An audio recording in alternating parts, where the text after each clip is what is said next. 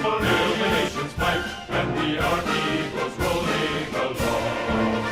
Proud of all we have done, fighting till the battle's won and the army goes rolling along. And it's high, high, hey, the army's on its way. Count off the cages loud and strong. For wherever we go, you will always know that the army goes rolling along.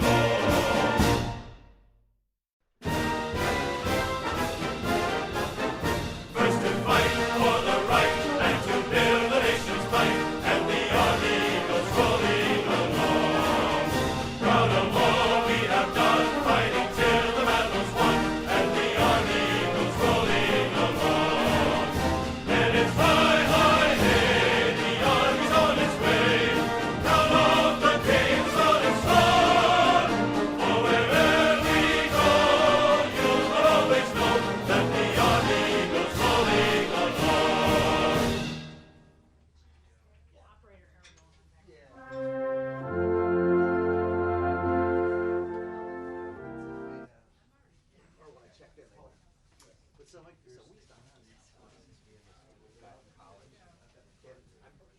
My first destination is my cousin is also traveling that way to go work there. Get there, go eat dinner, do some grocery shopping, and go get gas. You are gonna have that. That I took the first pump because somebody's gonna want that shit. I didn't pull in. So I got to drive around this guy, get the pump, I start pumping my gas. I'm doing one more time, making a bathroom run. He's the asshole who left the car there like that. And I was like, Will, hey, what are you doing here? In the middle of fucking nowhere, South Dakota. My cohort's like, you better won a lottery. You're lucky. I'm like, it is. I'm like, it's just coincidence, man. I mean, we were both headed that right direction. Chances could happen. We did.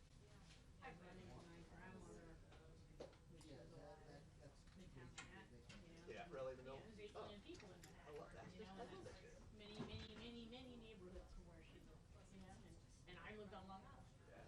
Now, some reason we were would both you in find her or Midtown. would she find you? I think I noticed her. Okay, 'cause see, I would notice me. Like, I would lose people at head shows and somehow find everybody before it was over. Like, walk on the field is, general admission, and somehow I could bump into my brother and his sister there. It's like, and his wife, right? Hey! It was always great.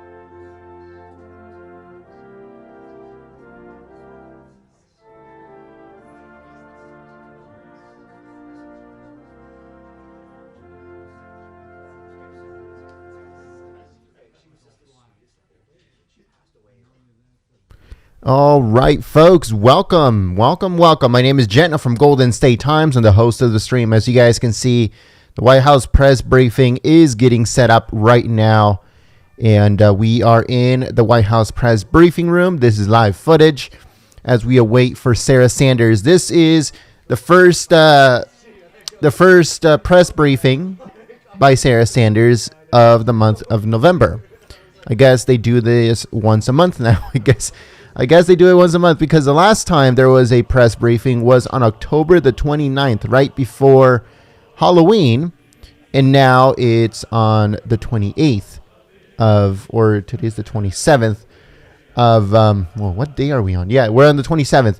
All right, so we're on the 27th. So it has been a full month since the last press briefing by Sarah Sanders. And it seems like it's been way longer than that. But I hope that we have a good press briefing. I hope that the mainstream media is civil. And I hope that is a good press briefing. Also, later on today, we're going to have the State Department press briefing with Heather Nauert. So make sure you guys stay tuned for that. And we're also going to have coverage of the runoff election in Mississippi later on today, too. So we're going to be streaming quite a bit today. So make sure you guys stay tuned live here at Golden State Times. If you are a new viewer, if you just joined us today for the very first time, we encourage you to subscribe. We cover everything that has to do with the White House, State Department, Pentagon, and everything else in between. We also cover breaking news, on the scene news, all that stuff here live at Golden State Times. So make sure you guys subscribe and click the notification bell. If you'd like to help out Golden State Times, the link is in the description below. That's the only way we can continue operation, and your name will come up on the blue bar at the bottom of the live stream.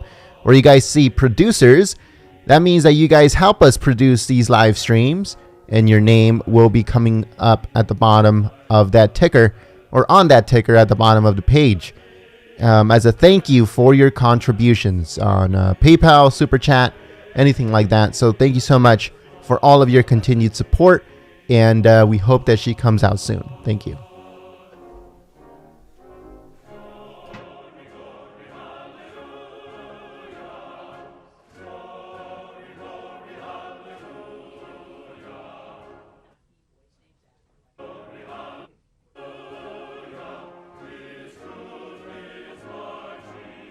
All right, folks. So the hot mic is on. It's actually on, but it's very, very low. So you can't really hear as much as you would normally be able to hear.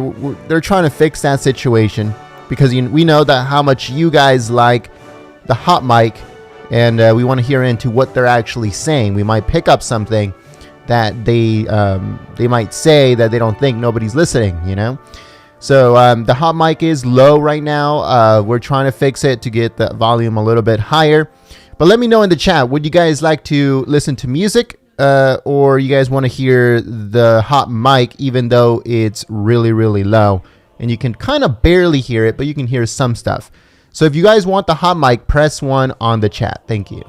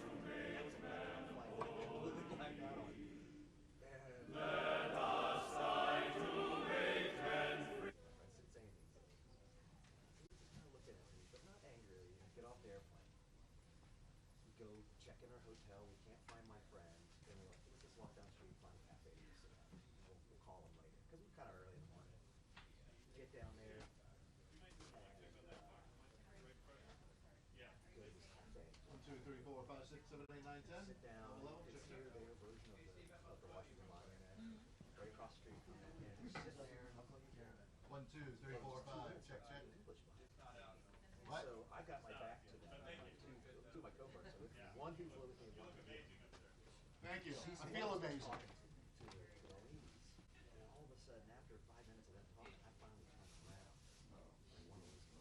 Oh, you're the guy. And I'm like instantly red faced, and I'm like, oh no, what did I do? I'm like, was I bad? And I'm like, was I ass? And she goes, no, you were just really, really, really happy when you told the whole lady how happy you were.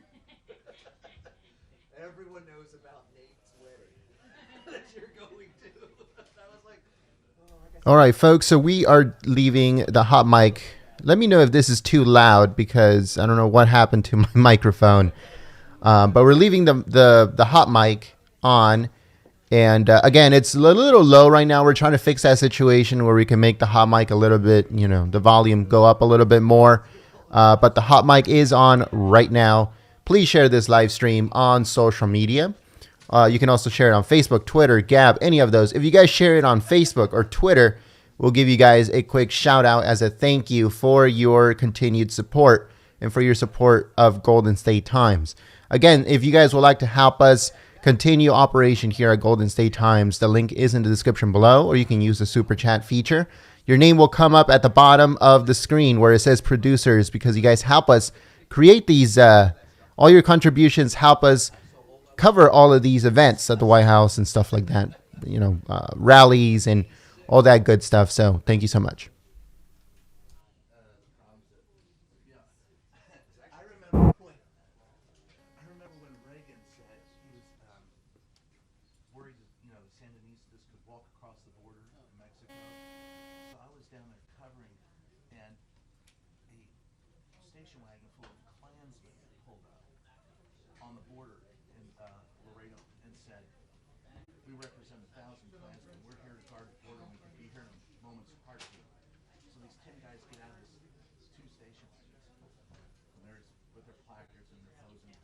Well, LULAC, the League of Urbanized Latin American Citizen, they heard about it, the Klan coming to the border, and they didn't load up with 10 people representing 100. They showed up with about 500 people. And the last thing I remember was the Klansmen running for their station wagon. Nothing better than seeing that. And we got it all on videotape.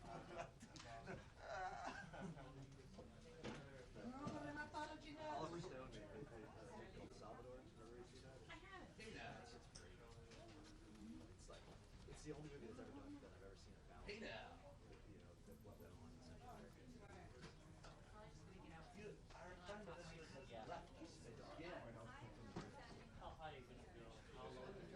You're on the liaison. I'm on a mission for a guy. You see so many old familiar faces I don't see.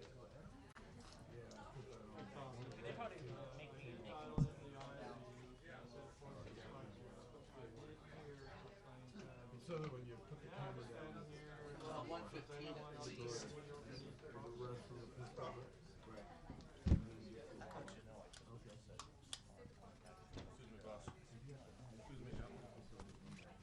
That piece of plastic, that's actually in the camera. I built that into the camera, and it slides out. And it comes out about that far. So you see that. A lot of people keep their wireless and hooked up all the time before they ever had the antenna. It hits you wrong. Just wanted to make sure. It gets so crowded, it's all right to have it. Straight XLR. There's that. There is that. Although, it is playboy. Okay, boys. Thumbs up, everyone. We good? I corrected it by putting right angles going this way and this way. But they added this to the new camera, put it out to protect the XLR. But it still doesn't make it stable. Right. So I just added that on. It's basically 2 feet of that. I'll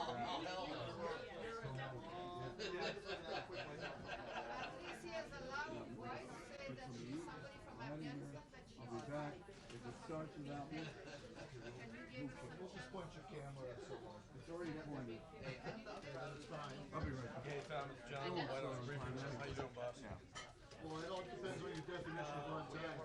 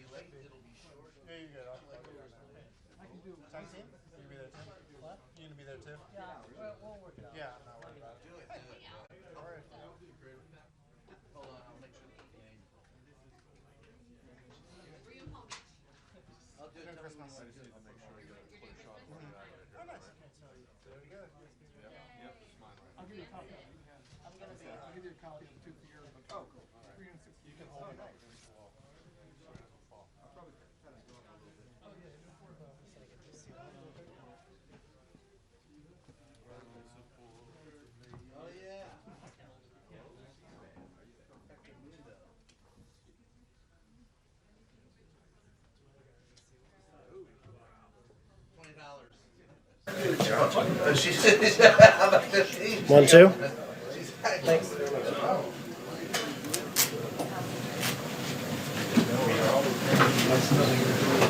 I miss my wide lens. I've always wanted to ask why they have the White House in Washington as opposed to the White House in Denver. I mean, The White House in Nantucket is. Nantucket, yeah. Well, there is a White House in Moscow. Don't go there. That's a Russian problem there. Side around the phone. It's true, it's yellow. The White House could dance too. Yeah. White House, Bardstown, Kentucky.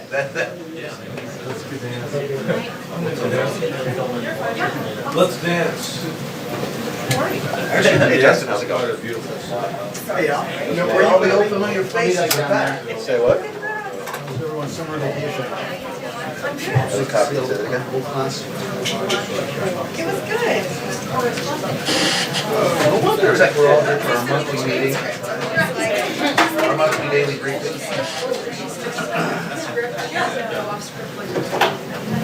It's not as far as I felt. I mean, it was really long. You never get like a chance to You got it from our own session.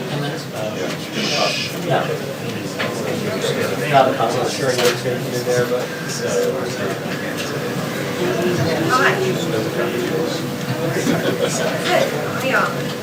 I wasn't checking my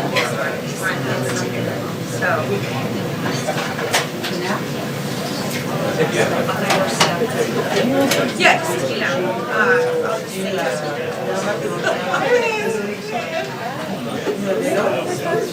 just say yes.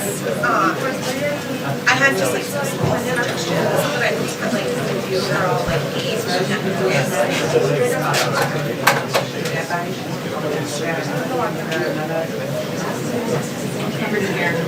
Oh, that's great. nah, it's on. Okay, good. Shedding off today. Before or after. You can call it off. We're doing the tech briefing.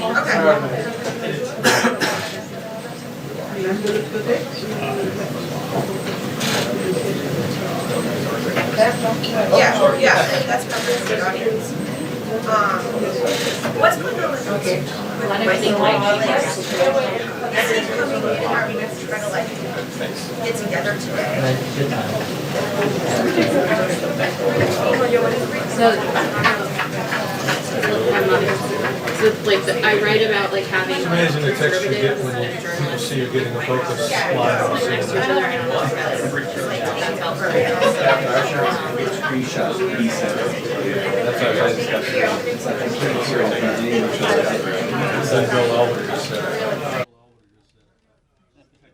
All right, folks. Someone brought up something that I saw a couple of days ago, but I don't know where it is. So there is a petition on the White House We the People page.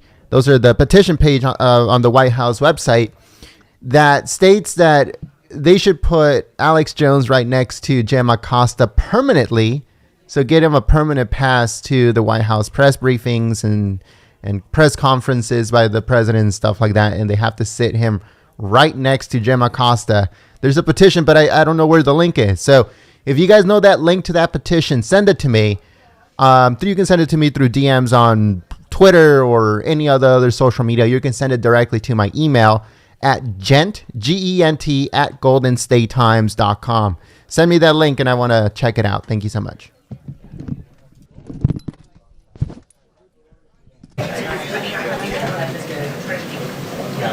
Hi Tracy, Steve in the White House briefing room. Can I talk to your tech manager, please? Yeah, I wiped out some lights. Wait, there's so many names.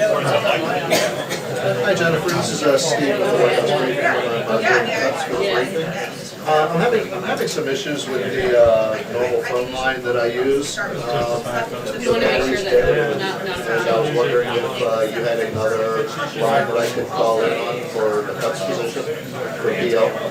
Well, we're doing the extension, so I'll call it, we're gonna put this in, go ahead, but I just need the extension, so in case I lose it. That's all. Yeah, so you could say you wanted to be a columnist or something. Actually, I've never been out And there. I'm like, I have Yeah, no it's special. very small, but you know what? It's I can hear it. Yeah, because the one, because the, let me see one, call it, but I just need one because I'm having a problem. Let's use it, right?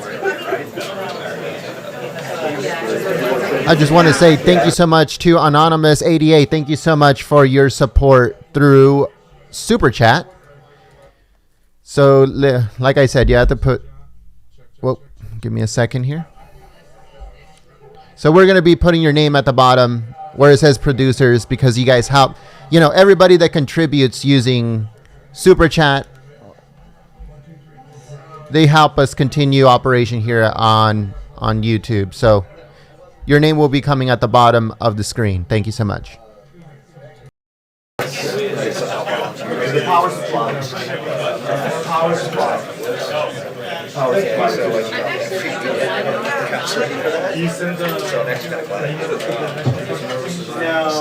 I mean, part of me really, like, Jim wasn't making it.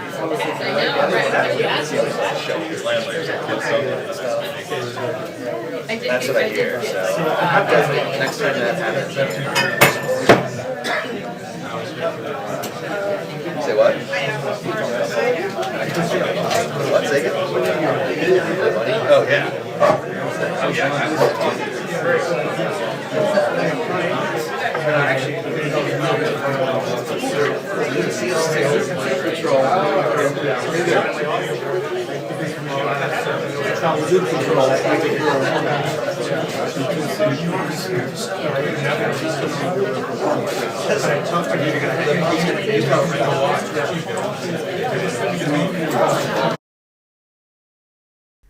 All right. So, yeah, so something is going on with the YouTube chat that it is also giving me an error. I think it's just for moderators and the host of the stream. You know, it gives weird notifications on the chat. So if the moderators are having issues getting on the chat or they get kicked off of the chat and they get logged out of their accounts, I apologize. That's YouTube. That's not me, folks. So it's happening to me too. I have to, log in every single time I want to type. So it's an issue that YouTube is going on. I don't know what it's all about, but we hope it gets fixed. All of all of you Patriots that are viewing this, you guys shouldn't have any issues on your chat. The issue is only with moderators and I guess the host of the stream. So thank you so much. Please share the live stream on social media. And I saw that there's another super chat. And let me see if I can find it real quick. All right. So we have What's Right is Right. Thank you so much for your support through Super Chat. Also, we have Fash Out. Thank you so much. Thank you so much for your support through Super Chat. I'm going to be putting your names at the bottom of the screen where it says producers. Everyone that contributes to Golden State Times helps us produce these live streams. So we put your name at the bottom of the screen as a thank you. Not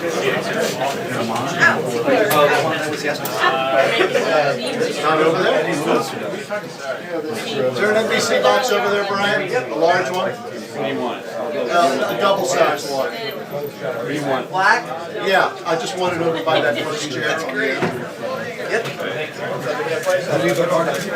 Hey, Rod.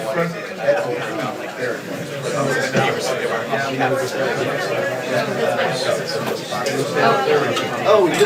Oh, shoot. I forgot about that. Okay.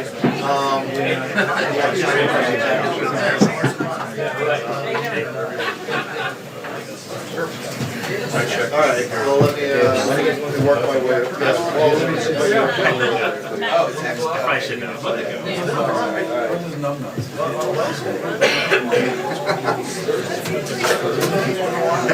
right. Do you want the other one too? Yeah, that one's good. That's what you said my wife is Well,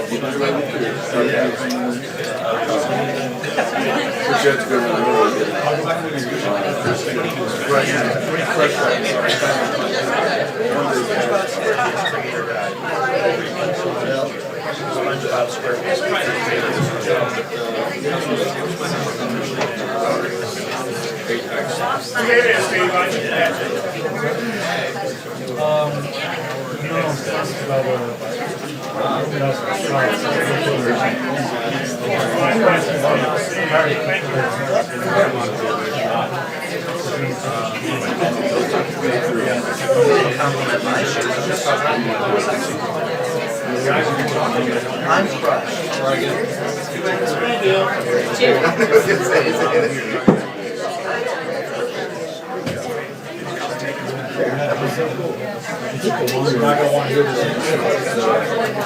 I want to give a quick shout out to Ellen V for your support through Super Chat.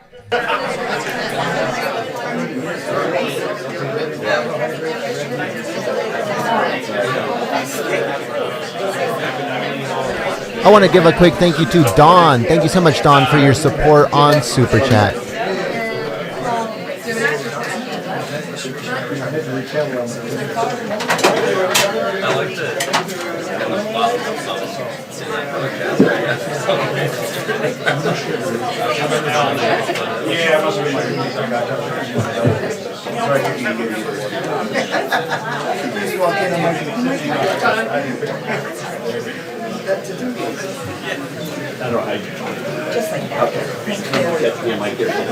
Yeah, I'm gonna be like approaching us.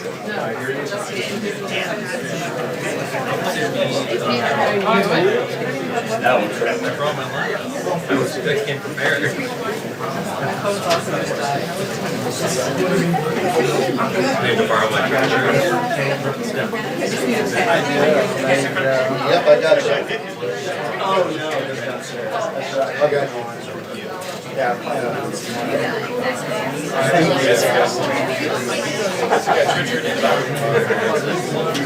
You know, I kind of. Oh, thank you. Oh yeah.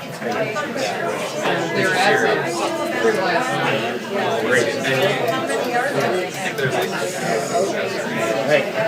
Sorry. And you were.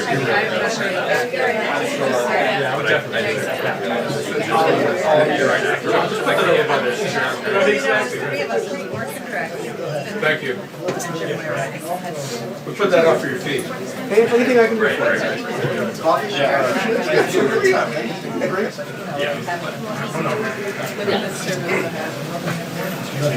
Stand by. I'm gonna be there. Yeah.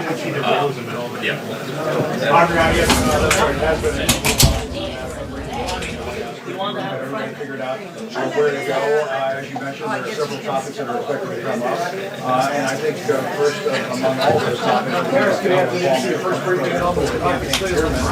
of course, as there was in the last 24 hours, the special counsel Alliance of Investigators that obviously can file showing status reports that he had a smaller investigation lying when investigating the president's articles on his operation, which he has as part of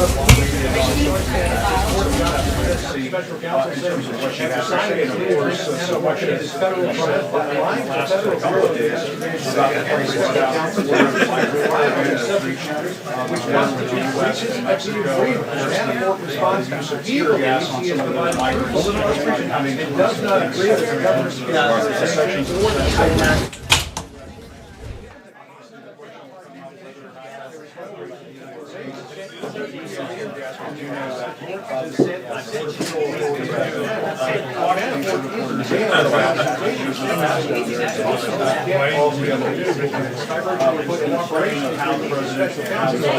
That all appears to be operation. Obviously, as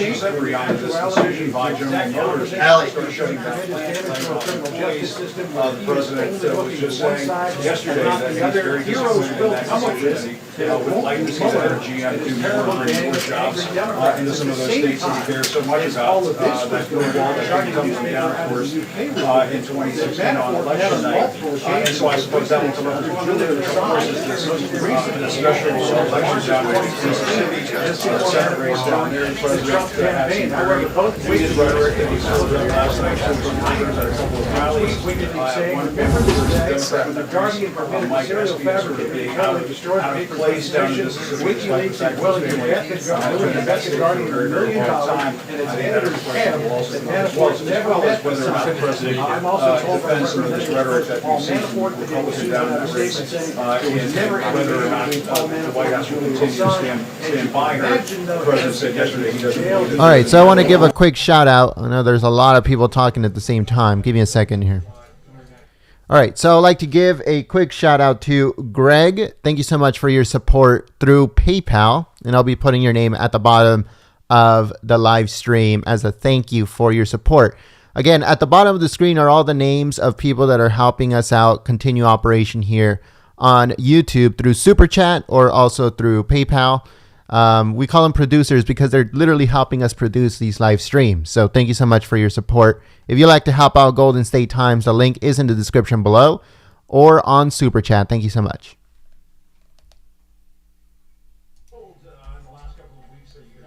And then if the press secretary or the president deems it appropriate to ask a question, that was part of the rule book put out by the White House.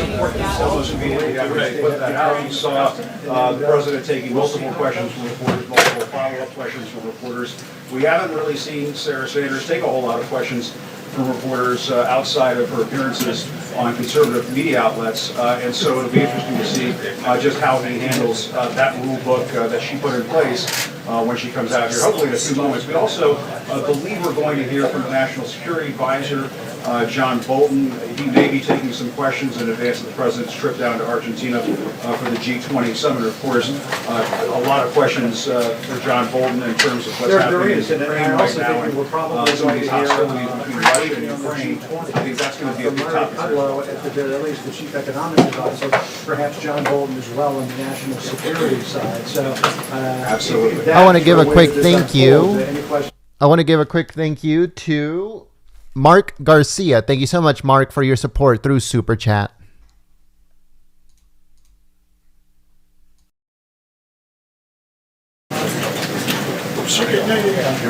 Thank you.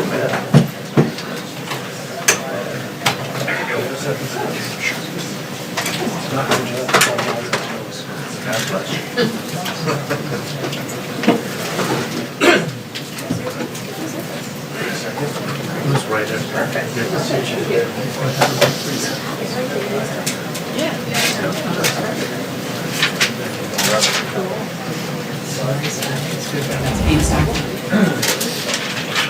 The press briefing will begin at 1:20 p.m.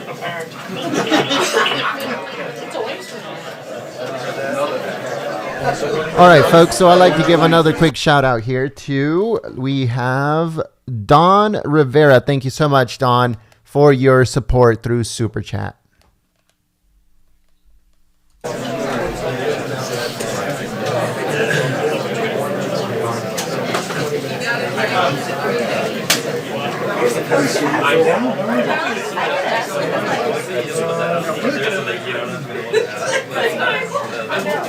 Stay chatty, stay chatty. She's a little dry.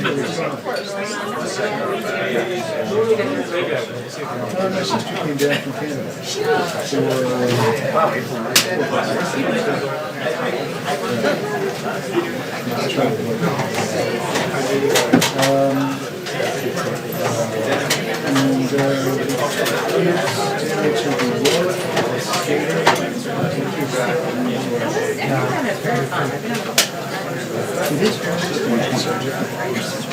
Last time I went was some years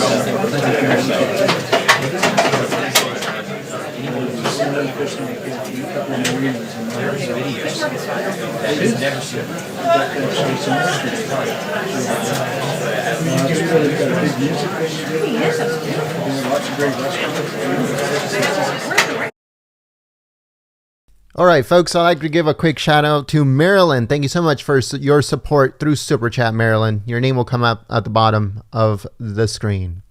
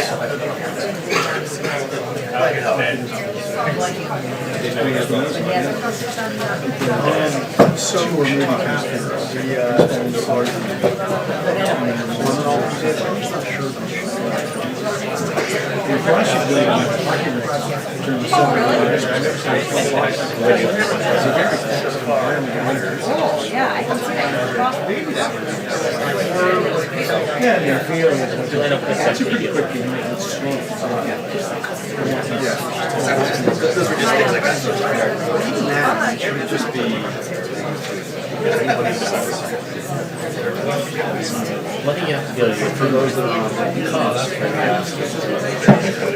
The traveling is taking so much. Is there any reason? Oh, I gotta step it up. You travel, you can. They're not literally like they're really nice. This time is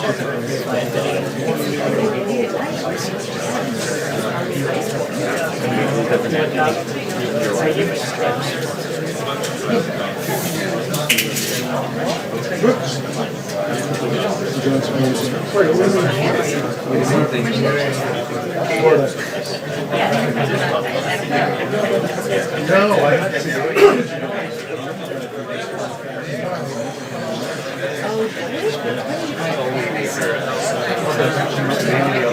because we had to book in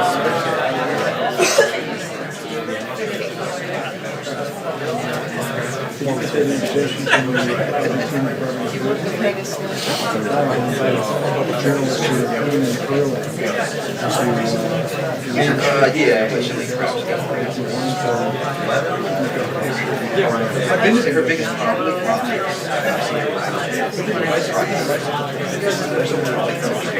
I don't think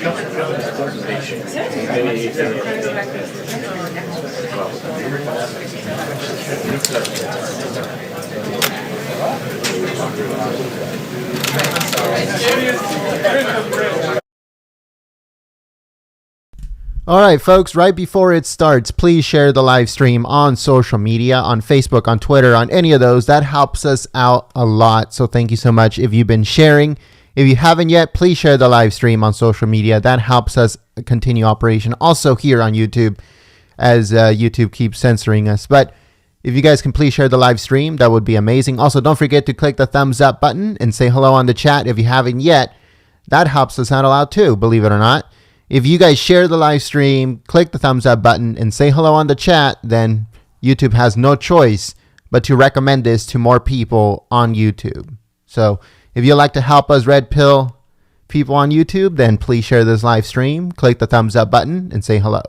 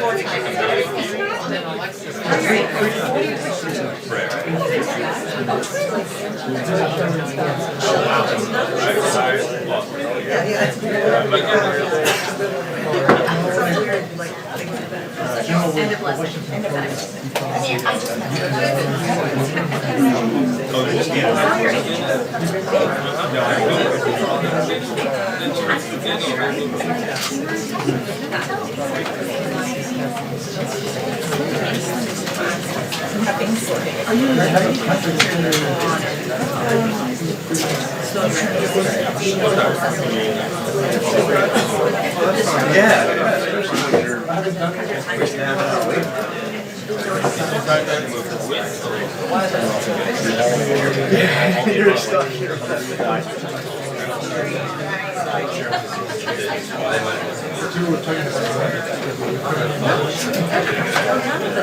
But he mentioned that.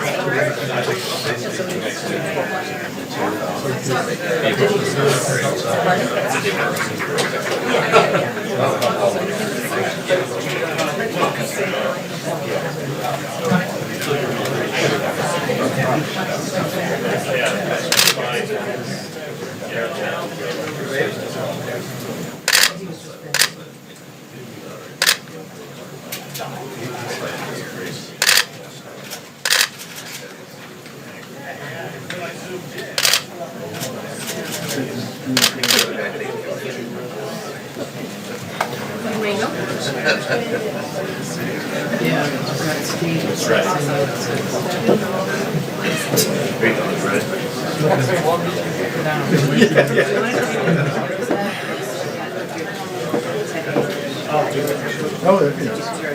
What we did is when it goes around and goes out. So you've been here? We flew, we were in New York, so we went New York, Santiago, and then right back and then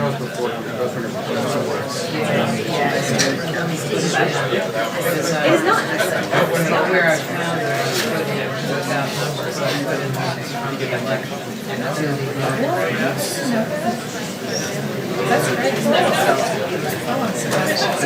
great.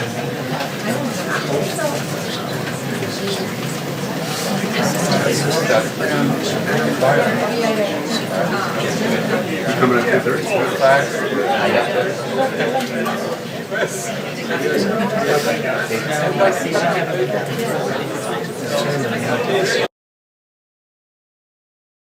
I want to give a shout out to Nancy. Thank you so much, Nancy, for your support through PayPal. Your name will come up at the bottom of the screen where you see producers. Everyone that is on the ticker helps us continue operation here on YouTube. So if you'd like to help us out, the link is in the description below, or you can use Super Chat. That's a very good feature. So thank you so much for all of your support. You guys help us stay on the air.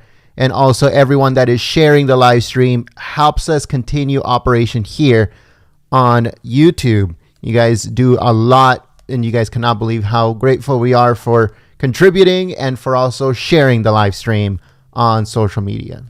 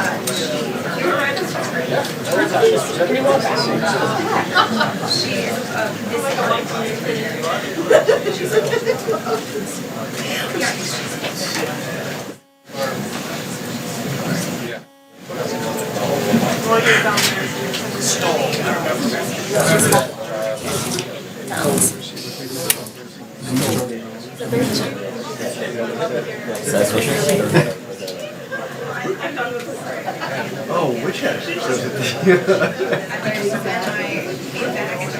Okay.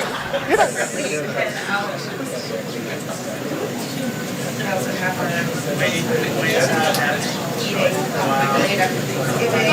and also this is her. Yeah.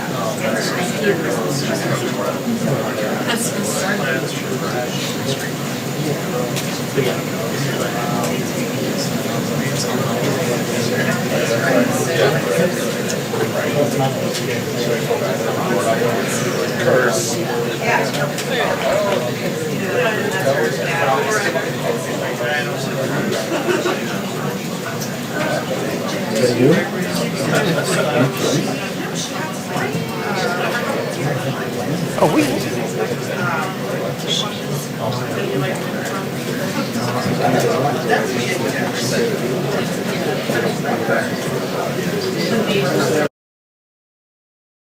I want to give a quick thank you to C. Thank you so much for your support through Super Chat. Thank you so much.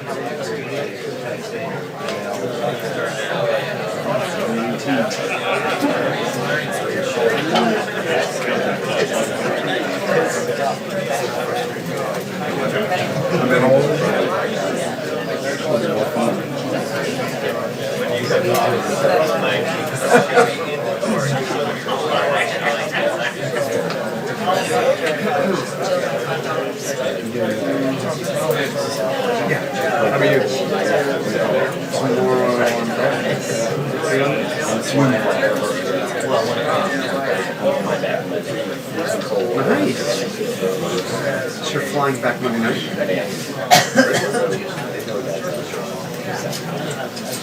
Wow.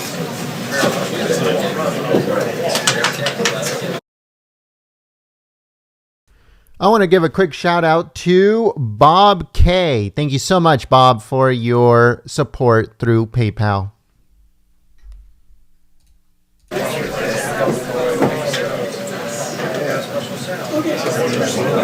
Yeah, that's very good.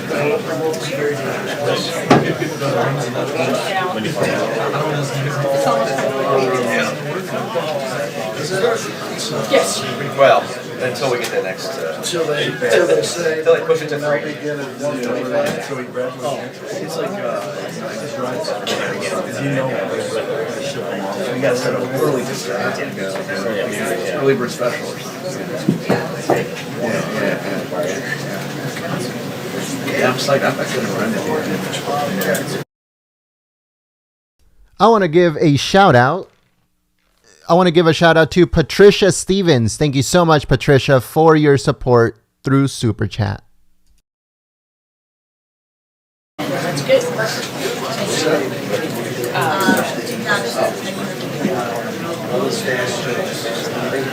Oh, yes.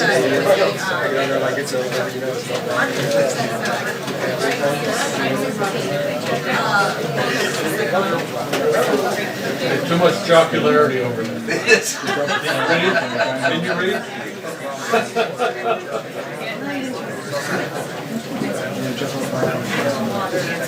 Yeah, I'm just happy to see everybody together. I'm after you.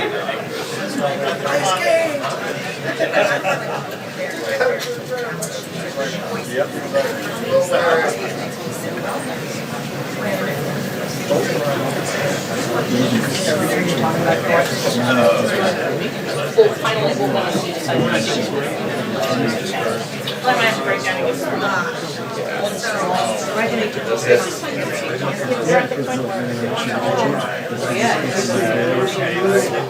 Wish my wife could see that live. She doesn't. My folks have got that. Christmas list. Give us a Christmas list. And it's like, what's the point? I mean, if there's something I want to put on a list, surprise me. It's like, so I got a Christmas list, a Christmas list for the girls, a Christmas list for my wife. And I had an awesome time.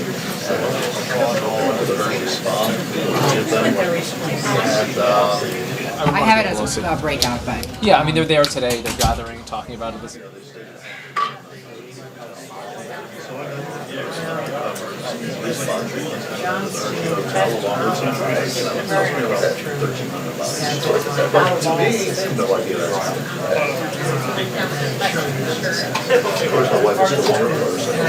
What's a nice family? Stays there. Stay there, or she goes out there when you stay there. Yeah, that's maybe good. I think I need to get my wife on this spot. And then she has a It's no fun like, you gotta go with the daughter. The first was a Hershey Hotel. That's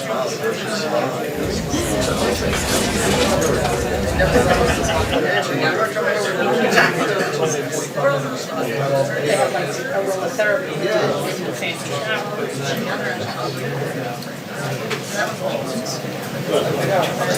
My daughter also.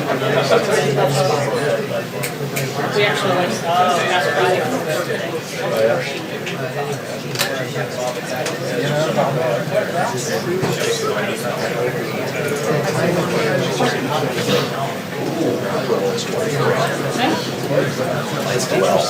Oh, no, I'm sorry, my older one's 23, my little one's 25.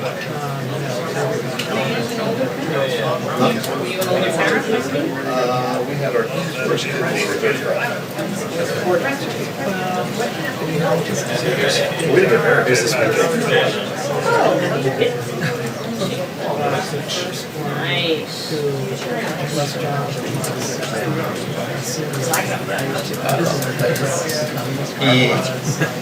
It's weird. At first I hates it, but it comes out. Yeah. It's at my house.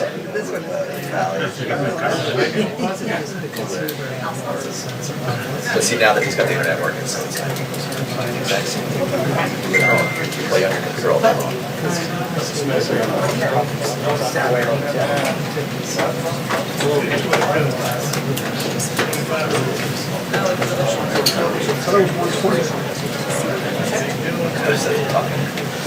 Justin.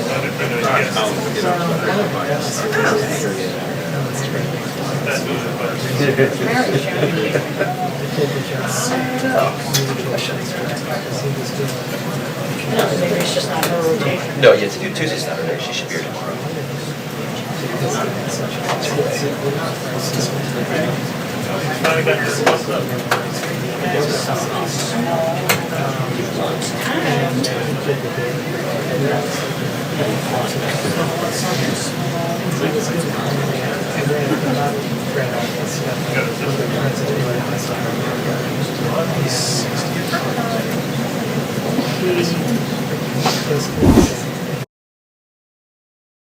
All right, folks. Right now, place your bets. Do you guys think that Jim Acosta is going to get banned once again? Because now there's rules and regulations. One question per reporter as they go through the room. I don't know how many questions Sarah Sanders is going to take. Press 1 on the chat. But do you guys think that Acosta is going to be banned after this press briefing? Because I'm 100% sure he's just going to go crazy. And he's going to try to ask multiple questions. He's going to try to do his best to talk over other reporters. Do you guys think that he's going to get banned after this press briefing? Press 1 on the chat.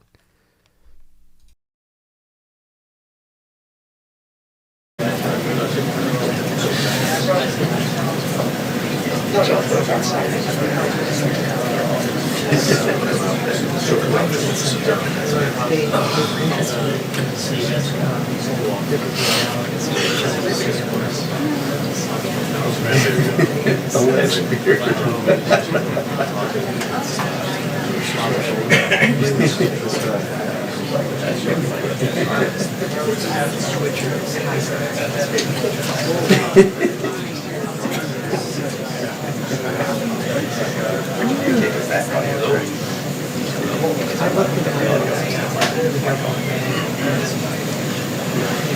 I went through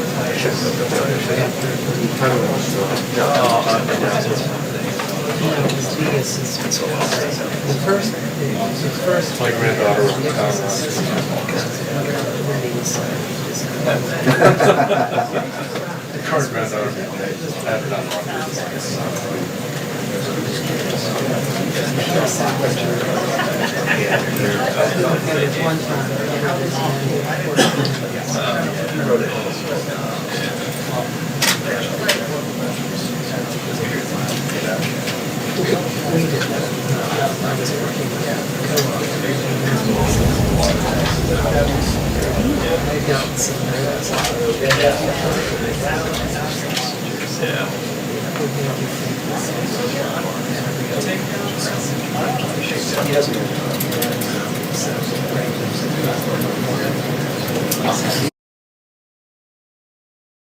All right, folks. So this is the 5-minute warning. 5-minute warning, folks. Sarah Sanders is on her way to the press briefing room. I would just like to take this minute to say, please share this live stream on social media. Click the thumbs up button. Say hello on the chat. If you'd like to help out Golden State Times and become one of our producers, as you can see on the bottom of your screen, producers help us produce these live streams. So if you'd like to become one, the link is in the description below, or you can use Super Chat and your name will come up at the bottom ticker where it says producers. Thank you so much for your support, sharing the live stream, contributing to Golden State Times, and choosing us as your stream of choice, which is the most important part. So thank you so much.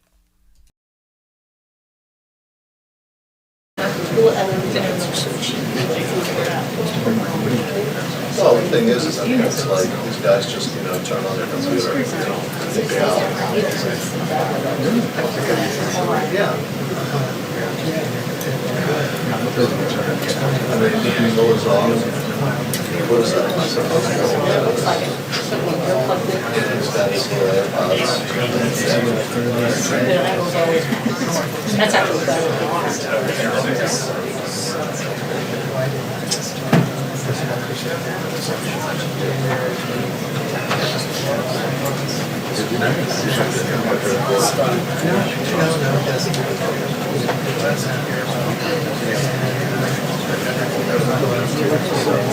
They told me.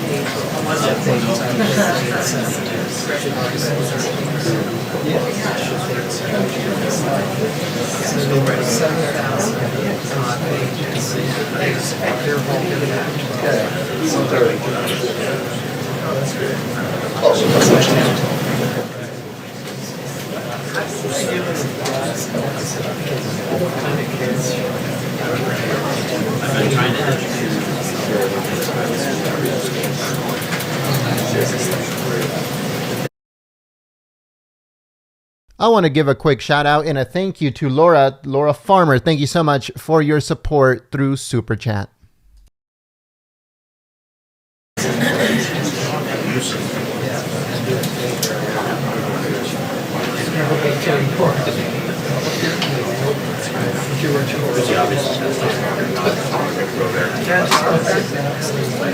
I know, well, it's the time.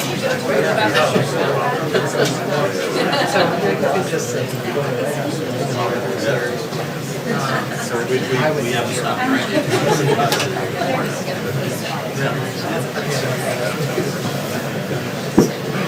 It's interesting to see a correction coming.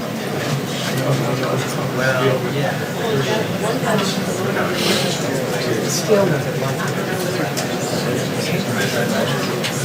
Yeah.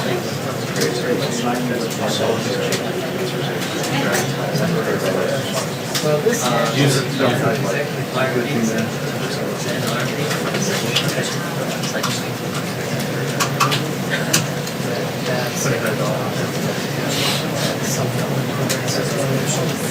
we have more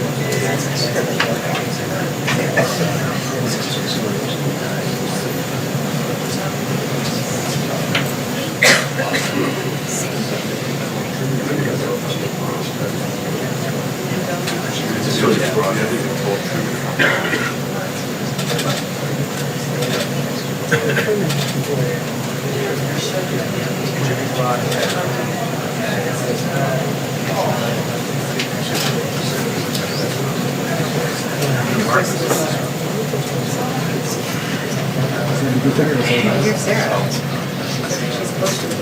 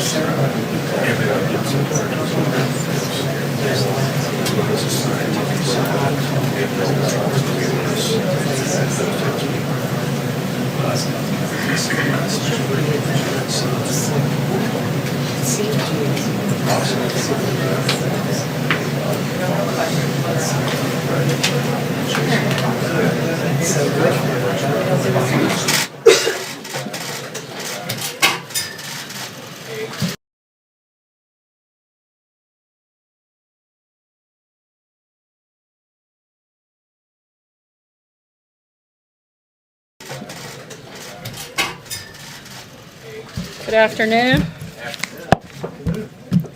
Later this week, the President and First Lady will travel to Argentina for the G20 summit. President Trump's participation in the G20 summit is a key opportunity to reiterate his commitment to domestic and global economic growth and prosperity, cement relations with other world leaders, and advance a global economic system that is based on fair economic competition and free, fair, and reciprocal trade.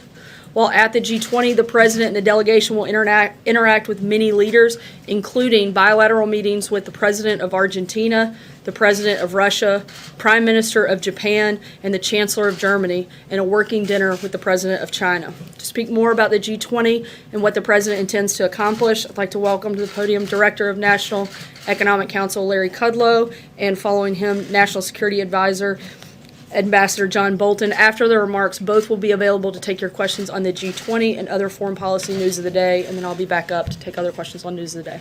Thank you.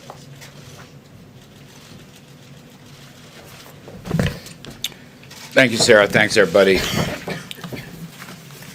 Let me just walk through some quick themes, and then I want to mention some things the President talked to us just a little while ago. As Sarah said, G20, funny, it's not actually the G20 when we count it up properly, as Ambassador Bolton points out. It's much more than the G20. Now, in terms of the U.S. positions, we're going to use this as an opportunity to talk about our measures of tax cuts and deregulations and reskilling and job training and so forth that have generated significant economic growth and prosperity. That includes women's economic empowerment. As Sarah mentioned, free, fair, and reciprocal trade and trade reform. There'll be discussions of infrastructure finance and also the U.S. emergence as the dominant energy power in the world today, actually. In terms of the much discussed meeting, it's going to be a dinner meeting between President Trump and President Xi and representatives from both sides. It'll be bilateral. I want to just mention what President told us a short while ago, and that is, in his view, there's a good possibility that a deal can be made, and that he is open to that. He is open to that. But having said that, some caveats, as always. Certain conditions have to be met with respect to fairness and reciprocity, as we've said many times. For example, issues of intellectual property theft must be solved. Forced technology transfers must be solved. Significant tariffs and non-tariff barriers must be solved. Issues of ownership have to be solved. The President will probably reiterate his view. We want a world, ideally, of zero tariffs, zero non-tariff barriers, and zero subsidies. Now, whether they can get through all that remains to be seen, but that's the President's point of view, as I said just a little while ago.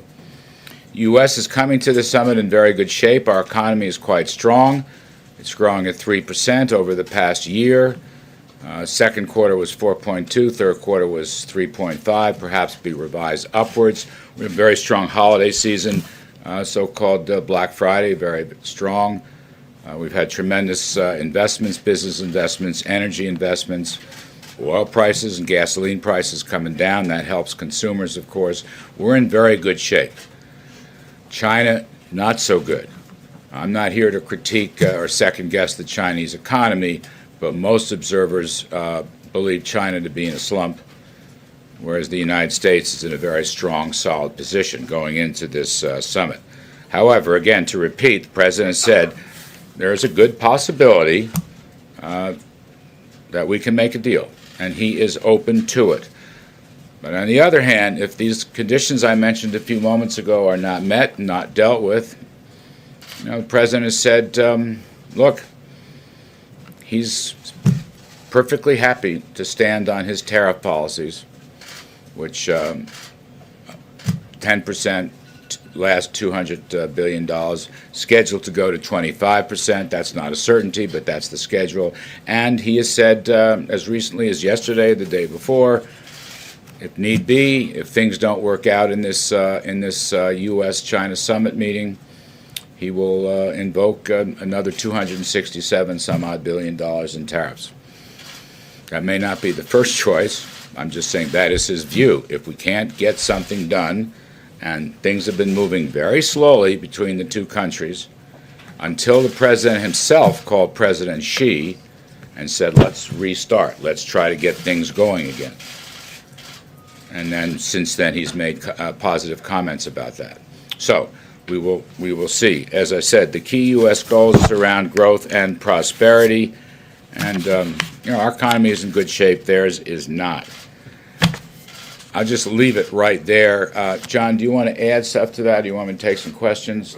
You sure? Okay, good. Let me take some questions and try to help out on this. Yes? Mr. Cutler, I'd like you to address some concerns recently from representatives of Italy and France and Germany who say that we're actually backing away from the national stage, and they fear that Russia will be the dominant economic force in Europe and the Middle East in the coming years. Could you address those concerns, A, and B, can you tell us a little bit, if you can, about the layoffs at GM? Well, I'll talk to you about GM layoffs. Regarding the Russian story, I'm going to leave that to my longtime friend and colleague, John Bolton. I met with Mary Barrett yesterday, and we had a lengthy conversation about the layoffs, the cause of the layoffs. It's a great disappointment, obviously. The President indicated his own disappointment. He believes, as frankly the Prime Minister of Canada, Trudeau, believes, that the USMCA deal was a great help to the automobile industry and to auto workers. And by the way, they made those statements separately. And yet, GM comes in right after the deal. By the way, that deal will be signed in Argentina with the U.S. And Canadian representatives. So there's great disappointment there. There's disappointment that it seems like GM would rather build its electric cars in China rather than in the United States. We are going to be looking at certain subsidies regarding electric cars and others, whether they should apply or not. I can't say anything final about that, but we're looking into it. Again, that reflects the president's own disappointment regarding these actions. Ms. Barrett told me, on the other hand, I want to be completely fair here, it's her business, it may be possible to transfer workers to other plants in Texas and Michigan. I'm not an expert on General Motors, I'm not an analyst, auto analyst, but that's what she said. But obviously there's a lot of disappointment, even anger. I've heard it, again, from Mr. Trudeau, from President Trump, from Democrats and Republicans. Just to follow, do you think it's going to adversely affect our economy coming into the Christmas season and after? No, I mean, look, I don't want anybody to get laid off. I want workers to do very well. I want worker wages to do well, and they are. I mean, that's one of the great things. You know, there's a certain amount of pessimism that I'm reading about. Maybe it has to do with really a mild stock market correction. Let's not forget a couple weeks ago, just on this very point, we had 250,000 new jobs, which was a blockbuster number. Nobody really expected it. With a 3.1% yearly gain in wages and a 3.7% unemployment rate, those are very spiffy numbers by any benchmark in any metric. So again, holiday season layoffs from GM, brutal, all right? Very disappointing. Will it affect the overall economy? I don't think so. I do not think so. Yes? Yeah, back to the question of the tariffs, and if these talks with President Xi go nowhere, and we move forward with this escalation of the tariffs that you just described, which, correct me if I'm wrong, would be the biggest addition of tariffs that we've seen in your lifetime, what will the impact be on the U.S. economy? I mean, That's a long period of time you mentioned. My lifetime. But you've been a committed free trader for almost all of those years. Yes. So what will be the impact on the U.S. economy if we see tariffs go up to the degree that you just described? You know, we'll see what happens, okay? I don't want to presuppose anything. The president's going to make up his mind after the meeting. But I will say this. Our economy is in very good shape right now. And when you multiply through whatever numbers you want to use, 250 billion, or tack on another tranche, which may or may not happen, at a 10% tariff rate or more, it's really just a fraction of our economy. Okay, it's just a fraction of our economy. I'm not suggesting that there aren't winners and losers in that game. It's a complicated game. But on the other hand, I think we are in far better shape to weather this than the Chinese are. And I'll say one thing. I appreciate your characterization. I am a free trader. But you have to ask yourself, this is what President Trump has been talking about, is it free trade when there's clear evidence of unfair and WTO illegal trading practices by China for several decades? Is that fair? Is that free? Is it free when intellectual property theft occurs, or when Chinese ownership of American companies force transference of technology from American companies to the Chinese companies? Is that fair? Or high tariffs on agriculture and industrial supplies? Is that fair? So President Trump is the first president in, I don't know, at least 20 years, and I'm including Democrats and Republicans, who not only has made this case, but continues to make this case forcefully and to take actions to defend American workers and our overall economy. Other presidents in both parties have raised the issue and then walked away from it. And President Trump obviously doesn't intend to. You know, this is under the heading, I think, for him of promises made, promises kept. It's something he's talked about for several years, and he now continues. If China will come to the table, or in this case the dinner table, with some new ideas and some new attitudes and some new cooperation, as the president said, there's a good possibility they can make a deal. He's open to it. So nothing is written in cement or stone. But again, for a free trader, where's the free trade? And for several months now, since I've been here, the president and I have talked about this You know, we'd love to see a world of zero tariffs and zero non-tariff barriers and zero subsidies. We'd love to see that world. But unfortunately, we don't have that world, particularly with respect to China, but not only China. And so he's taking actions that he thinks will get us closer to that world. Let me go around. Yes, please. Thanks. Just another GM question. When the president said yesterday they better damn well open a new plant there very quickly, was he just venting his frustration, or does he have some consequences in mind if they don't? You know, I'm going to leave that to him. You may find additional announcements coming on that topic. Some more. Let me go in the back. Yes, ma'am. I wanted to ask you about what Ambassador Shui Tiankai said recently to the Who? Wall Street Journal. Ambassador Shui Tiankai, the Chinese ambassador Yes. to the United States.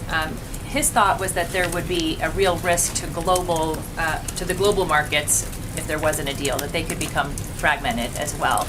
How big are the stakes if you can't reach a deal? Look, the ambassador makes a point. Now, if he would do his part, or his government would do their part, then we can all make a much better point. That's what President Trump is saying. I mean, I'll read you the quote again. There's a good possibility we can make a deal, and he's open to it. But certain conditions, you know, have to be met. Certain things have to be changed. And the president, again, in the spirit of promises made, promises kept, is going to defend, you know, the interests of American workers and ranchers and small businesses and the economy writ large. Let me just add one other point to this. The rest of the world agrees with us. I mean, we signed at the UN, for example, a trilateral agreement with the EU, the United States, and Japan. Worth looking at that document, which outlines, you know, what they call non-market abuses. Read China. Just recently, before the Shanghai conference, where President Xi was to give an important speech, I'm not sure there was much new there, but in any case, just before that conference, with no prodding from the USA, the ambassadors, the French and German ambassadors to China, wrote a very tough piece going after, again, non-market, unfair, non-reciprocal trading practices.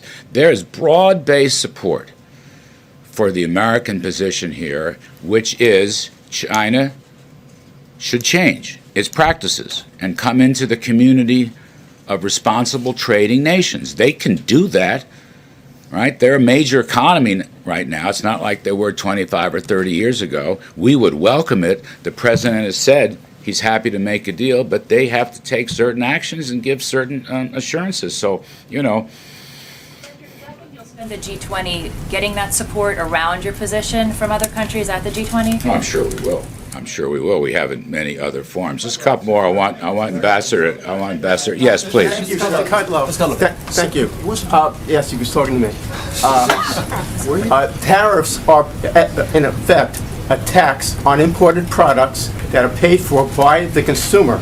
So does the president realize that these escalated tariffs are going to be paid for by the American citizens? Well, look, he realizes the ramifications. As I said earlier, given the strength of our economy, given the size of our economy, we are in position to deal with this and handle this very well. That's the key point. And I'm not so sure about China, but I'll leave that to China experts and so forth and so on. The benefits, let me just look at the other side of the ledger. It's very important. The benefits of true free trade globally will be enormous. Now, if we go back to the idea of zero tariffs and zero non-tariff barriers and zero subsidies, if China plays by the rules, even the WTO rules, and all that needs reforming in our judgment, but they're violating those rules. If we do have a free trading system, or we move in the direction of a free trading system, a true free trading system, we will benefit enormously. Frankly, we will benefit, they will benefit, and the rest of the world will benefit. Now, free trade throws off enormous benefits when it's done properly in consistency and in a reciprocal manner. That's the key point President emphasizes. He's absolutely right. So, you know, I think of it as possibly a long rainbow here. At the end of that rainbow is a pot of gold. You open up that pot and you have prosperity for the rest of the world. But you got to get through that long rainbow. We're not there yet. We can get there. The president is reaching out. But we'll see how that works. Sir? Yes, go ahead. I'm sorry. Yes, go ahead. Thank you, sir. Earlier, you mentioned low oil and gas prices as evidence that the president's economic policy is working. You mentioned the U.S. becoming the global dominant energy player. But merely days ago, the president said that it was necessary to let Saudi Arabia and its crown prince get away with ordering the murder of a Washington Post journalist because Saudi Arabia ensures low gas prices. Now, which one is it, sir? I'm going to let Ambassador Bolton handle that question. I'm trying so hard to swim in my own lane, and I think John will help out with that whole discussion. He's sitting there much too calmly and quietly, so I want to get him up here. We've known each other a very long time. You're on, John. Well, I'm delighted to be here. I don't really have much to add. Sarah gave you the list of bilaterals. Let me just update it a little bit because we're trying to fill every minute of the president's schedule. She said he's going to meet with President Macri, the host government of Argentina. He'll meet with President Moon of South Korea. He'll meet with President Erdogan of Turkey, Prime Minister Abe of Japan. That will transform at some point during that meeting into a trilateral meeting with the Prime Minister of India, Narendra Modi. And then, as Sarah said, the president will meet with President Putin and have a working dinner with President Xi. There were two questions that were... Sir, questions, sir? Yeah, right here. Thank you, sir. Does the president have any plans in the works to meet with the Saudi crown prince while he's there? No, look, the bilateral schedule is full to overflowing at this point, and so those are the ones I've listed that he'll be meeting with. Yes, ma'am. Hello. Mr. Yes, I have a question about the border tensions right now with the U.S. and Mexico. The U.S.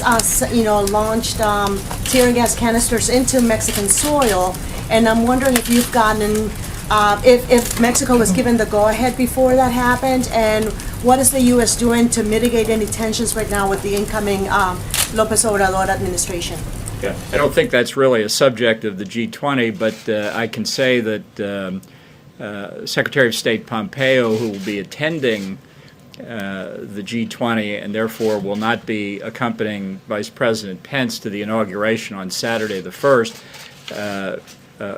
Secretary Pompeo will fly overnight from Argentina to Mexico and will meet with the new Foreign Minister of Mexico on Sunday the 2nd. And they'll have a full conversation about all the issues in connection with the border. Yeah. What do you expect to be on the agenda for the president's meeting with Putin? Well, I think all of the issues that we have on security issues, on arms control issues, on regional issues, including the Middle East, I think it'll be a full agenda. I think it'll be a continuation of their discussion in Helsinki. Ukraine beyond that? What about Ukraine? Sure. Thank you so much, Ambassador. Two questions about Brazil, since you are heading there on Thursday to meet with the new incoming president from Brazil, Jair Bolsonaro. One on trade that I know is one of the priorities. For the past few years, Brazil had a trade surplus with Brazil. United States had a trade surplus. Just last year, 27 billion alone. And besides of that, President Trump complained about the Brazilian protectionism, say Brazil is one of the toughest on trade access. What should we expect related to trade relationship with Brazil, with the new Brazilian government? Should we expect more cooperation or more tariffs like those on steel and aluminum? And another one on Venezuela that I know is another priority of the meeting. What kind of cooperation are you expecting with the new Brazilian government Are you guys going to discuss sanctions? Yeah. Well, the meeting with President-elect Bolsonaro came as a result of President Trump's call on election night in Brazil to congratulate President-elect Bolsonaro. They had a really outstanding phone call, I think developed a personal relationship even remotely. President Trump was the first foreign leader to call President-elect Bolsonaro. So following up on this, we thought it would be useful and certainly very helpful to the United States to hear from the President-elect what his priorities are, what he's looking for in the relationship.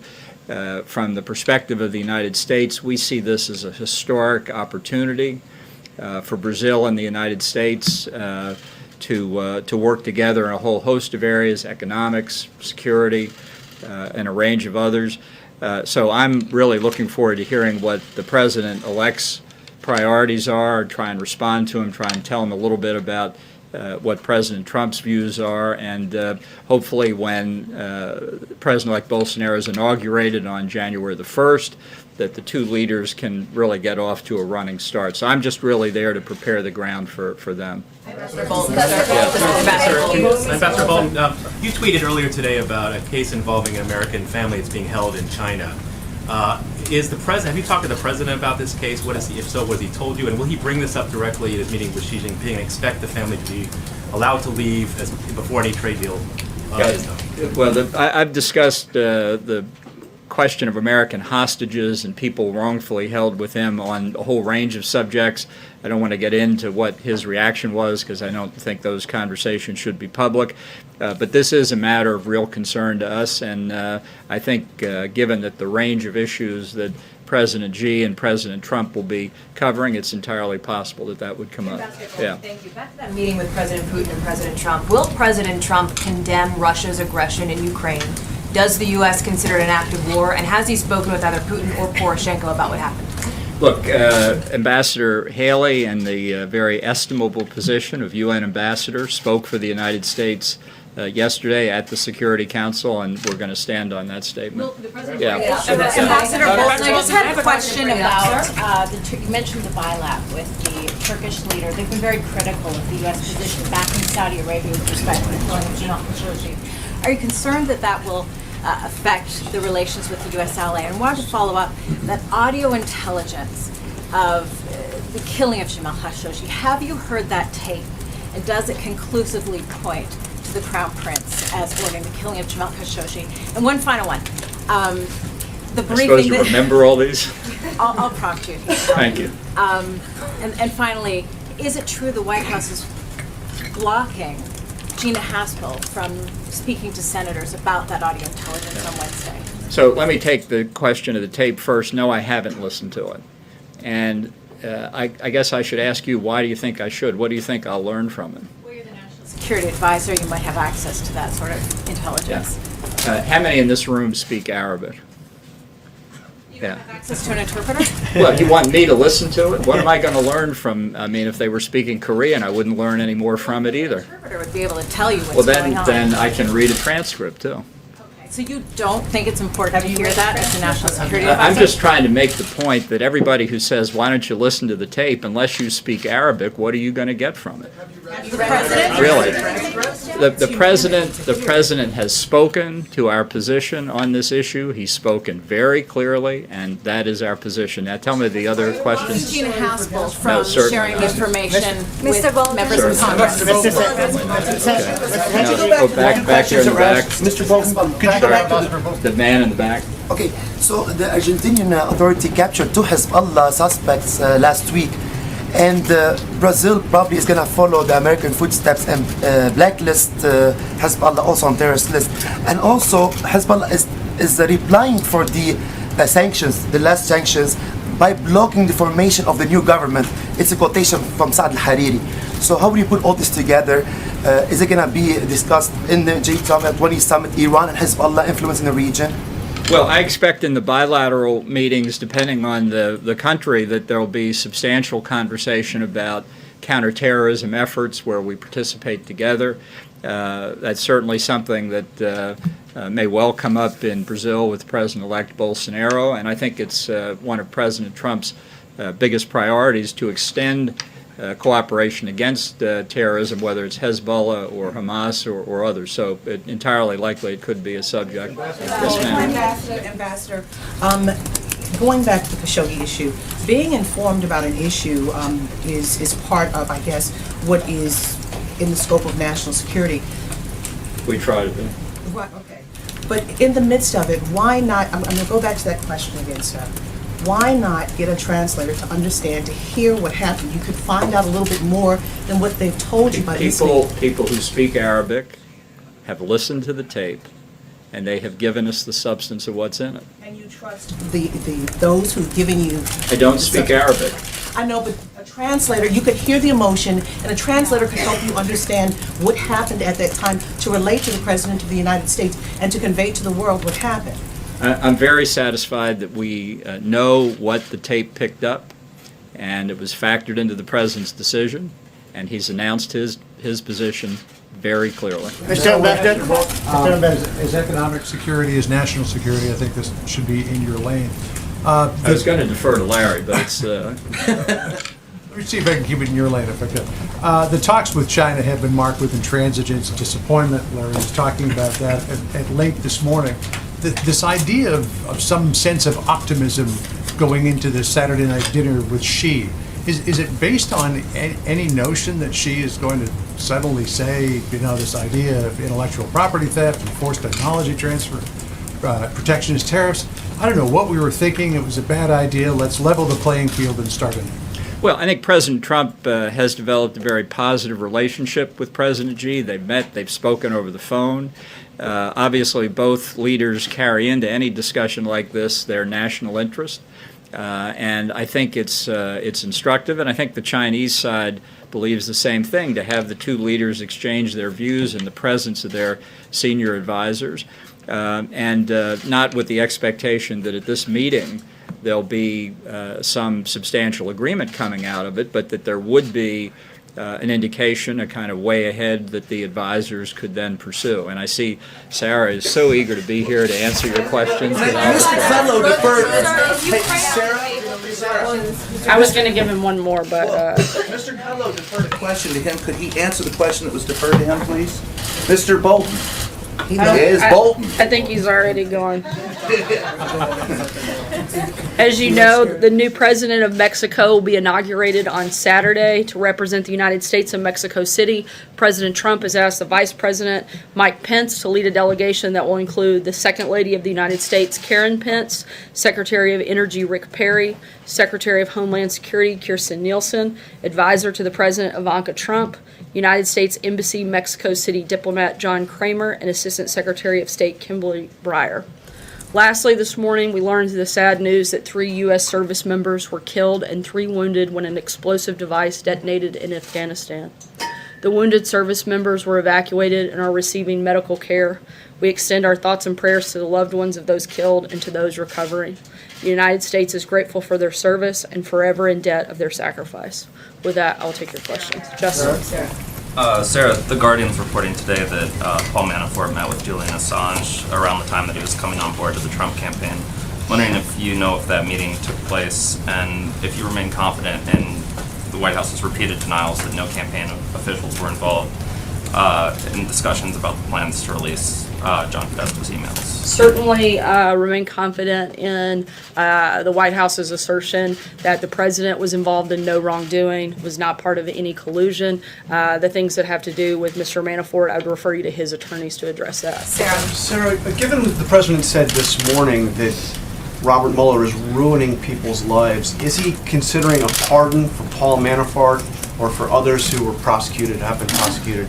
I'm not aware of any conversations for anyone's pardon involving this process at all. And if I can follow up, he also said this morning that Mueller is doing tremendous damage to the criminal justice system.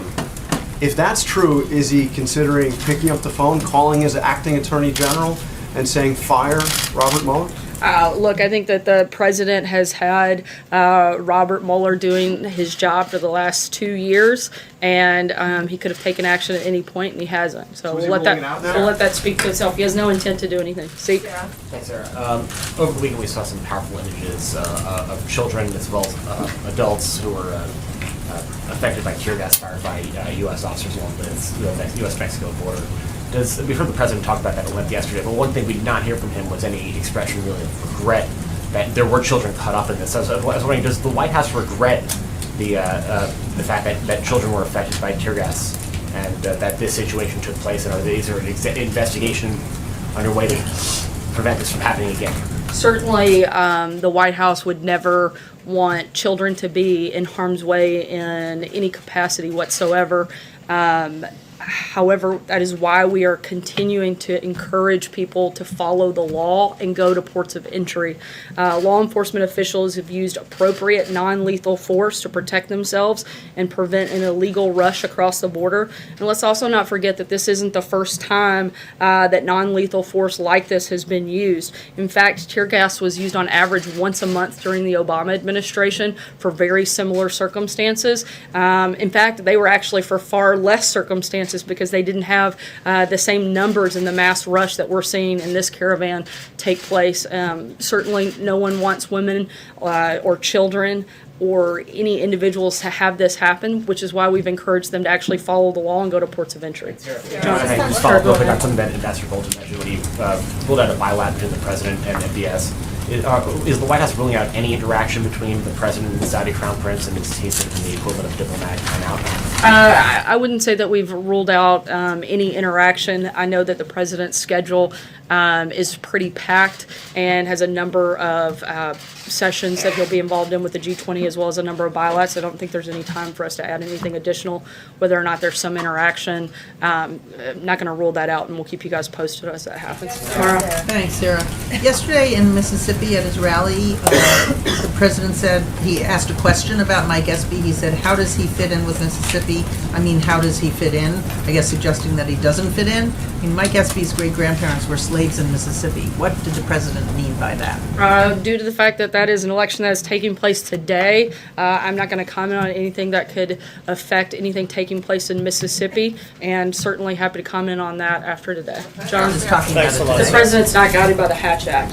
John, go ahead. Thanks a lot, Sarah. Does the administration have a position on the government of Ecuador continuing to provide asylum to Julian Assange at its embassy in London?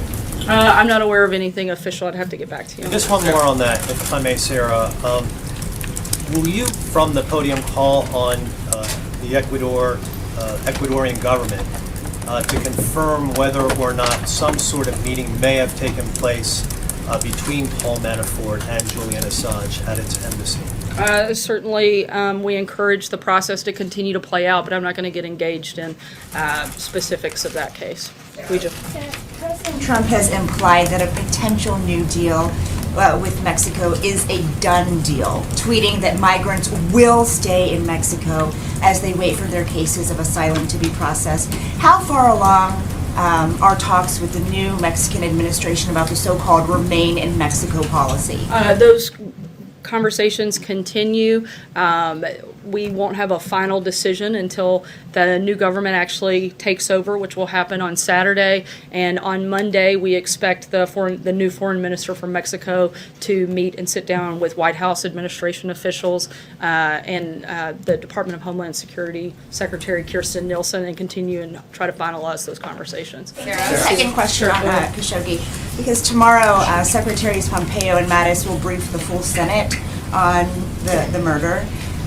Why is a leader of a U.S. intelligence agency not joining them, specifically Gina Haspel, who many senators expect to hear from?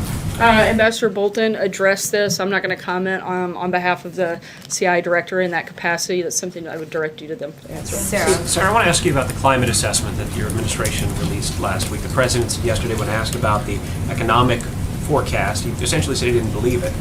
The takeaway for many people is that the president doesn't feel necessarily a responsibility to lead either in this country or in the world on climate change and preventing the calamity that your administration forecasts. Do you agree with that view? And if not, why not? The president's certainly leading on what matters most in this process, and that's on having clean air, clean water. In fact, the United States continues to be a leader on that front. Even Obama's Undersecretary for Science didn't believe the radical conclusions of the report that was released. And you have to look at the fact that this report is based on the most extreme modeled scenario, which contradicts long-established trends. Modeling the climate is an extremely complicated science that is never exact. The biggest thing that we can do is focus on how to make sure we have the cleanest air, the cleanest water, and the president is certainly doing that and certainly leading on that front. How is he doing that? I mean, the president's about to go to Buenos Aires and meet with all the leaders of the world's industrialized nations and developing nations as well. Isn't this a great opportunity for him to sit at the table and say, folks, this is what my administration just reported. This is the time that we all have to act in concert to prevent what my administration is forecasting? Once again, we think that this is the most extreme version, and it's not based on facts. It's not data-driven. We'd like to see something that is more data-driven. It's based on modeling, which is extremely hard to do when you're talking about the climate. Again, our focus is on making sure we have the safest, cleanest air and water, and the president's going to do exactly that. April. Sarah, I want to go back to GM. President Trump, early on in January 2017, met with the big three automakers, and he said he wanted to make the U.S. a more attractive place for companies to manufacture products by lowering taxes and business regulations. What does this move, this action by GM say? Certainly, it's disappointing to see that GM decided to lay off these workers. The president's been extremely committed to bringing manufacturing jobs back to the United States, which is why, since he took office, we've seen 400,000 new manufacturing jobs created in the United States. It's because of his policies that we've seen that grow. This is not about the president. It's about the fact that they're making a car, frankly, that people don't want to buy. And hopefully they will make adjustments and make changes and bring those workers back. Jim?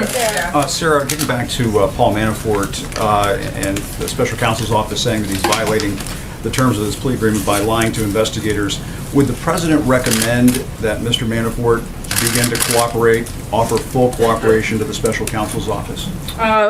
We can only speak to what our role is in that process, and not only has the president, but the entire administration has been fully cooperative with the special counsel's office, providing hours and hours of sit-downs, as well as over 4 million pages in documents. We continue to be cooperative, but we also know that there was no collusion, and we're ready for this to wrap up. And if I could ask a follow-up, the president doesn't believe the warnings in the climate report. The president doesn't believe the CIA when it comes to Jamal Khashoggi. The president doesn't believe the intelligence community when it comes to Russia meddling. Why doesn't he have faith in his advisors? No, that's not true. The president has a great deal of faith in the intelligence community and certainly in the team that he has assembled around him. However, I've addressed the climate report. There's really nothing else to add on that front. Khashoggi, you said that that was not true, that he doesn't believe the CIA. He said the other day, maybe MBS did, maybe he didn't, the Crown Prince. And we haven't seen definitive evidence come from our intelligence community that ties him directly to that. What we have seen is a number of individuals that we know are tied to that, and those individuals have been sanctioned. The people that we have no doubt about their involvement, we've taken action on. And as he said, we'll see what happens beyond that, and if there's more definitive information, we'll make a decision at that point. Roberta. Sarah, the Remain in Mexico meeting that you talked about on Monday, is that happening here or in Mexico? And is the United States offering Mexico any financial assistance to help accommodate the migrants seeking asylum who would be staying in Mexico as a result? Sorry, on that second question, do you mind repeating that? It was the first part on whether or not the meeting is here or in Mexico. I'll get back to you on that. I'm not sure on the exact location. Okay. Is the United States offering Mexico any financial assistance, or does the United States plan to accommodate the migrants who would be staying in Mexico?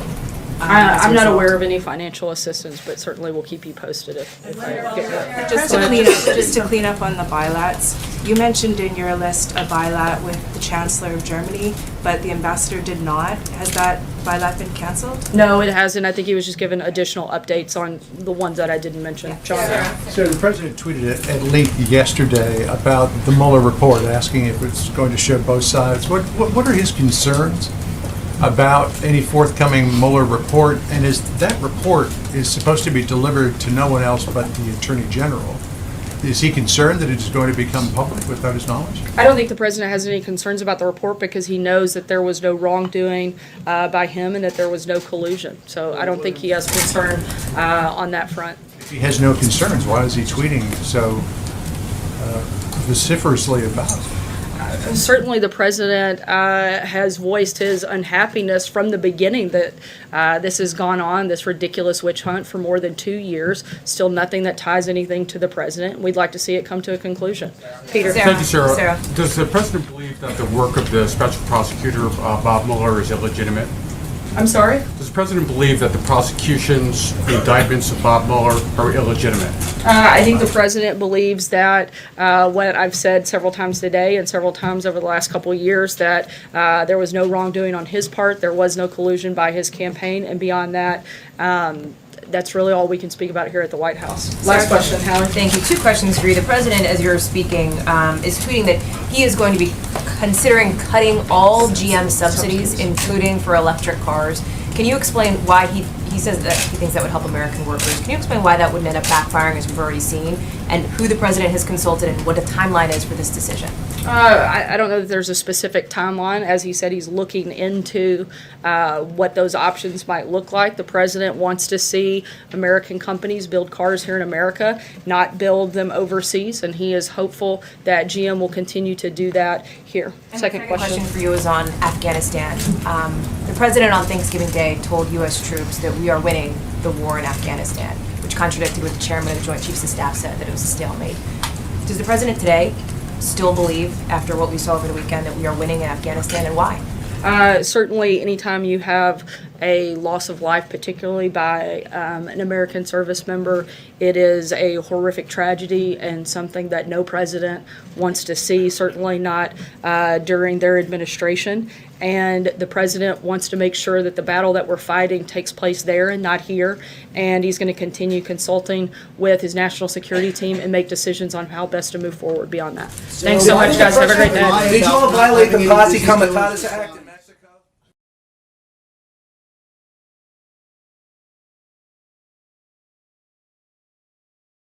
All right, folks, thank you very much for joining us and choosing us as your stream of choice. We're also going to be streaming the State Department press briefing with Heather Newert, so make sure you guys stay tuned for that. It's coming in just a little while. Thank you for choosing us as your stream of choice for the White House press briefing. Like always, Sarah Sanders doing a perfect job in making sure she keeps everything civil in her press briefing room. So if you are new to the channel, subscribe, click the notification bell. Hold on, give me 1 second. All right, so like I said, if you guys are new to the channel, click the notification bell, click the subscribe button. We cover everything that has to do with the White House and with the press briefings and President Trump rallies, all that stuff. So we are here for you folks, covering all this stuff. And also, we covered the border in Mexico, in San Diego when they shut down the border. So we do a bunch of stuff here at Golden State Times. So if you're interested, subscribe to the channel, click the notification bell, and then that way you get a heads up when we go live. If you would like to get notified directly by us, you can do so. All you have to do is text America First to 555-888, and you'll get directly notified by us for Trump rallies or very important speeches. We wish we could notify you every single time we go live, but this service is extremely expensive, so we try to save it only for special events like rallies, urgent press conferences by the president himself, or something of the public interest that really needs to be put out there. So if you would like to sign up, all you have to do is text America First to 555-888. Also, if you'd like to help us out here at Golden State Times, you can go to PayPal, paypal.me/GST Live. That helps us continue operation here on YouTube. YouTube is really, really trying to kick us off, so we are trying to hold on as best as we possibly can, folks. So all contributions are greatly appreciated, and the link is also in the description below. Or you can go on the link on your screen, paypal.me/GST Live. Thank you so much, everyone, and I'll see you soon.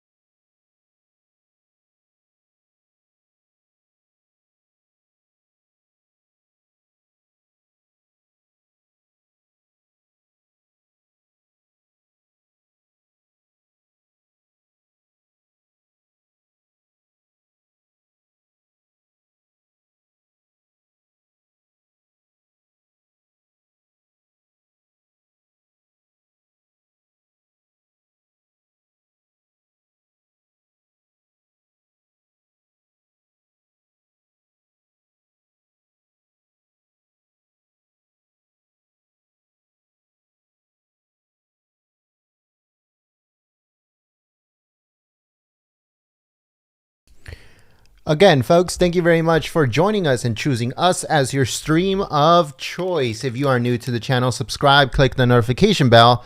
That way you get notified when we go live. If you go like to get notified directly by us here at Golden State Times, all you have to do is grab your cell phone and text America First to 555-888 and you get put onto our notification list. So whenever there's a rally or a very special or very important speech by the president, you'll get notified that it's about to go live. If you'd like to support Golden State Times' continue operation here on YouTube, as they're trying to kick us off, then all you have to do is go to paypal.me/GST live. There's also a link in the description below. Thank you so much for your continued support and for your consideration. Thank you. I'll see you guys in a little while for the State Department press briefing with Heather Newart.